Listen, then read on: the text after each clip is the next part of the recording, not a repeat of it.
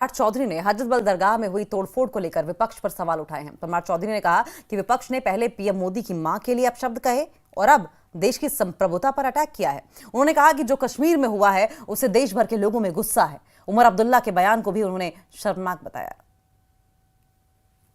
कश्मीर से आई, कश्मीर से कन्याकुमारी तक लोगों में रोष है कि जिस व्यक्ति ने अखंड भारत का सपना देखा, पूरा भारत बनाया, भारत स्तंभ बनाया, अशोक चक्र बनाया, उस अशोक चक्र पर, अशोक के स्तंभ पर हमला कश्मीर में किया गया और वहाँ के मुख्यमंत्री ने जिस तरह का बयान दिया, ये अपने आप में शर्मसार करने वाला है।